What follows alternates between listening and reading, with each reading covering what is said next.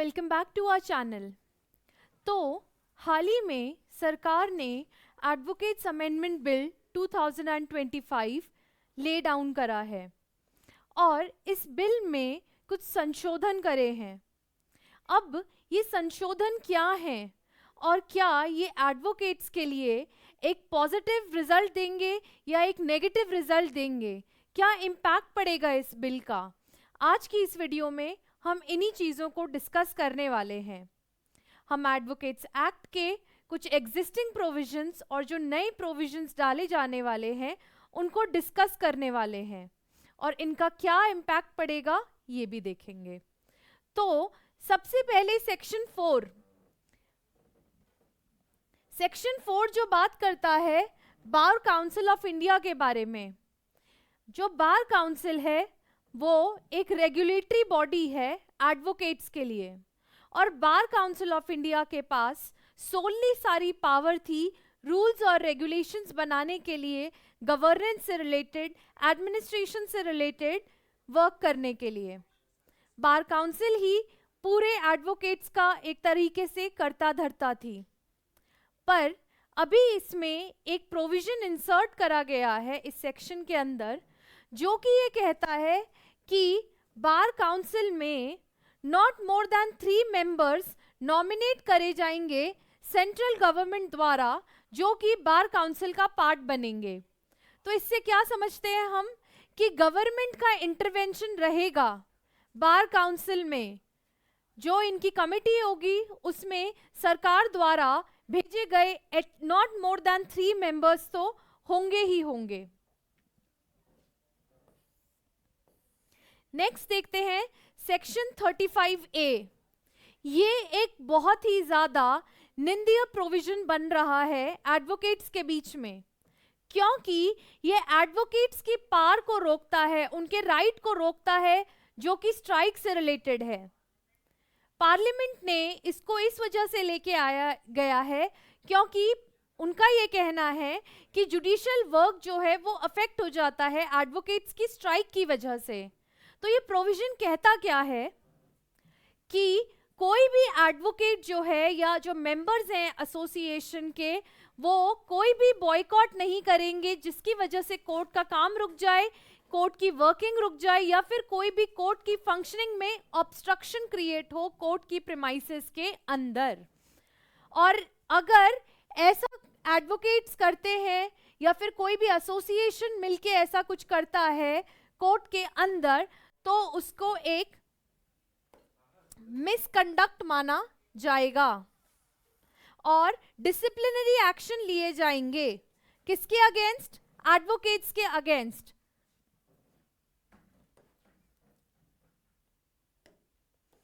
Next उनको ये कहा गया है कि स्ट्राइक पर उसका एक एक्सेप्शन बनाया गया है कि स्ट्राइक वो कर सकते हैं बशर्त है कि वो एडमिनिस्ट्रेशन ऑफ जस्टिस के काम को नहीं रोकने चाहिए। मतलब कि जो भी लेजिटिमेट कंडक्ट कंसर्न है प्रोफेशनल कंडक्ट से related, working conditions, administrative works, day to day work जो भी हैं, कोर्ट की प्रोसीडिंग्स को डिसरप्ट नहीं करने चाहिए या फिर किसी भी क्लाइंट के जो राइट्स हैं उनका वायलेशन नहीं करना चाहिए, तभी वो बॉयकॉट या स्ट्राइक कर सकते हैं।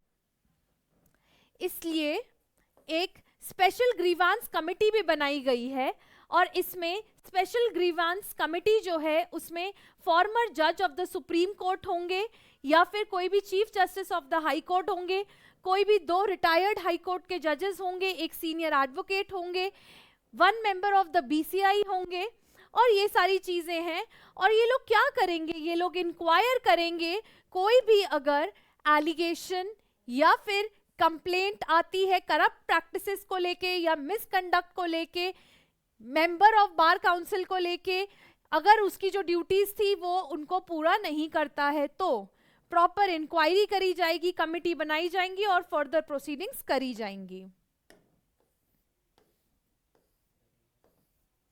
नेक्स्ट, जैसे कि हमने अभी पढ़ा कि एडवोकेट्स क्या कर सकते हैं, अब स्ट्राइक्स नहीं कर सकते हैं। तो अगर वो स्ट्राइक करते हैं तो उसका क्या इम्पैक्ट पड़ेगा? हमने ये भी देख लिया कि वो स्ट्राइक नहीं कर सकते हैं और क्यों नहीं कर सकते हैं, या फिर किस वजह से मना करा जा रहा है, और उसका एक्सेप्शन भी बताया गया है। पर अगर इसका कोई उल्लंघन करता है तो क्या होगा? तो स्टेट बार काउंसिल, अगर उनको कोई भी ऐसी इंफॉर्मेशन मिलती है कि कोई भी टाइप का मिसकंडक्ट हो रहा है, तो वो एडवोकेट्स का नाम रिमूव कर सकते हैं। अगर कोई एडवोकेट की डेथ हो गई है तो ऑब्वियसली नेम रिमूव हो सकता है, या फिर कोई भी गिल्टी है, कोई भी एडवोकेट अगर गिल्टी है किसी भी सीरियस मिसकंडक्ट के लिए, गिल्टी, एक होता है आरोप लगना और एक होता है प्रूफ गिल्टी होना। तो आरोप लगना नहीं, अगर वो फाउंड एडवोकेट गिल्टी हुआ है तो उसका नाम रिमूव करा जा सकता है। इफ फिर उसके बाद डाला गया है सेक्शन 45B, जो कि ये कहता है लायबिलिटी फॉर मिसकंडक्ट। तो हमने देख लिया उसका एक इम्पैक्ट क्या होगा। उसका एक इम्पैक्ट ये है कि बार काउंसिल में जो नाम रजिस्टर्ड होगा एडवोकेट का वो रिमूव करा जा सकता है। दूसरा, और क्या लायबिलिटी होगी?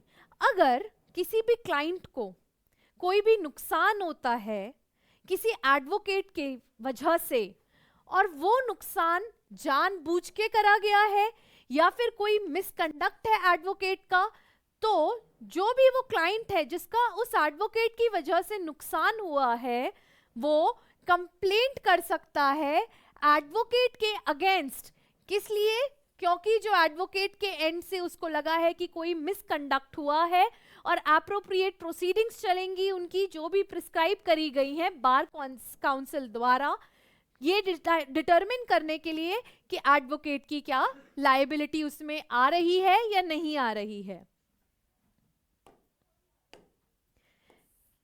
डिस्क्वालिफिकेशन फॉर एनरोलमेंट, उसमें ये कहा गया है कि अगर कोई भी एडवोकेट, अगर कोई भी पर्सन ऐसा है जिसका कन्विक्शन हो रखा है किसी भी क्राइम के लिए, कहने का मतलब है फिर से वही, if that person is found to be guilty for an offence which is punishable with imprisonment of 3 years और मोर, या फिर विद फाइन और विदाउट फाइन, तो वो पर्सन अपने आप को एनरोल नहीं करवा सकता है स्टेट बार काउंसिल में।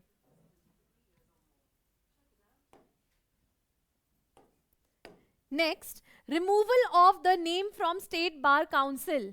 नाम रिमूव कर दिया जाएगा किसी भी एडवोकेट का अगर उस, पहले अभी हमने जो पढ़ा था प्रीसीडिंग सेक्शन, उसमें ये कहा था कि कौन पर्सन अपने आप को एनरोल नहीं करा सकता है अगर उसको 3 साल या 3 साल से ज्यादा की सजा हुई है विद और विदाउट फाइन। अब यहाँ कहा गया है अगर कोई एग्जिस्टिंग एडवोकेट है और उसको कोई सजा मिली है जो कि 3 साल या 3 साल से ज्यादा की है विद और विदाउट फाइन, और वो जो उसका कन्विक्शन है वो हाई कोर्ट ने या फिर सुप्रीम कोर्ट ने कंफर्म कर दिया है, तो वो एडवोकेट फर्दर प्रैक्टिस नहीं कर सकता है। सेंट्रल गवर्नमेंट को पावर दी गई है रूल्स बनाने की। तो जैसे कि हमें पता है कि फॉरेन लॉ फर्म्स जो थी पहले तक वो भी इंडिया में प्रैक्टिस कर सकते थे एडवोकेसी, पर अब सेंट्रल गवर्नमेंट के पास ये पावर दे दी गई है कि वो लोग रूल्स बना सकते हैं, सेंट्रल गवर्नमेंट रूल्स बना सकती है relating to the entry of foreign law firms और फॉरेन लॉयर्स इन इंडिया। तो अब आपने ये सारी चीजें देख ली हैं कि क्या क्या अमेंडमेंट्स आए हैं।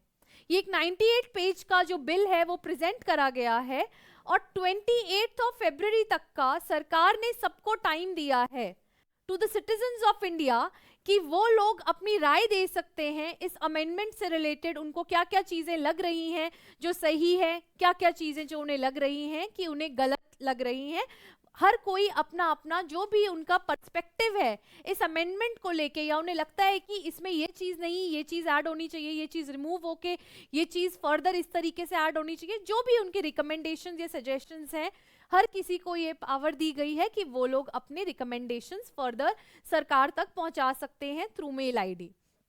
ठीक है, अब जैसे कि हमने इस चीज के बारे में पढ़ा कि कोई भी एडवोकेट अगर कोई भी ऐसा टाइप का कंडक्ट करता है जिसकी वजह से उसके क्लाइंट का नुकसान हुआ है, तो he can be the client can sue the advocate for the loss which has been suffered by his client. तो जैसे कि अभी हमने इस अमेंडमेंट को पढ़ा, उसमें हमने एक चीज पढ़ी कि जो क्लाइंट है वो अपने एडवोकेट को सू कर सकता है अगर एडवोकेट ने उन्हें लगता है कि कोई मिसकंडक्ट करा है। पर वो एक कंप्लेंट जो फाइल कर सकते हैं किसके अगेंस्ट? अपने एडवोकेट के अगेंस्ट। वो कंप्लेंट जाएगी कंज्यूमर प्रोटेक्शन एक्ट के अंदर। तो अभी जब हमने ये अमेंडमेंट्स पढ़े तो उसमें हमने देखा कि क्लाइंट अपने एडवोकेट को सू कर सकता है अगर उसे लगता है कि उसके एडवोकेट ने कोई मिसकंडक्ट करा है। सू कैसे कर सकता है? अपने एडवोकेट के अगेंस्ट कंप्लेन कर सकता है। किसके तहत? कंज्यूमर प्रोटेक्शन एक्ट के तहत। पर bar of Indian lawyers versus DK Gandhi का एक केस था और उसमें यह कहा गया था कि जो एडवोकेसी का जो प्रोफेशन है वो कवर नहीं होता है कंज्यूमर प्रोटेक्शन एक्ट में। अब ये बात तो कॉन्ट्रेरी निकल के आ रही है। ये बात जो है ये एक सवाल पैदा कर देती है कि अगर लेजिस्लेचर कोई लॉ लेके आता है और ऑलरेडी सुप्रीम कोर्ट ने कोई जजमेंट दे रखा है उस बात से, तो कौन सी चीज प्रिवेल करेगी? ये एक बहुत बड़ा सवाल उठता है। तो ऐसे ही जो ये सारे अमेंडमेंट्स हुए हैं काफी चीजों को लेके क्वेश्चन करवा रहे हैं, जैसे कि एक राइट टू स्ट्राइक। क्या एडवोकेट्स के पास ये राइट नहीं है कि जो उनको चीजें रीजनेबल लगती हैं उस बेसिस पे वो लोग स्ट्राइक नहीं कर सकते हैं? क्या राइट टू स्ट्राइक एक फंडामेंटल राइट है या नहीं है? इन्हीं सारी चीजों को ध्यान में रखते हुए हमको ऐसा करना चाहिए कि हम लोगों को एडवोकेट्स के हित में जो भी चीजें लगती हैं कि चीजें डलनी चाहिए, क्या क्या चीजें रिमूव करनी चाहिए, हमें जरूर अपने रिकमेंडेशंस देने चाहिए। और ऐसी इंफॉर्मेटिव वीडियोस को जानने के लिए हमारे चैनल को लाइक, शेयर और सब्सक्राइब जरूर करें। हो गया।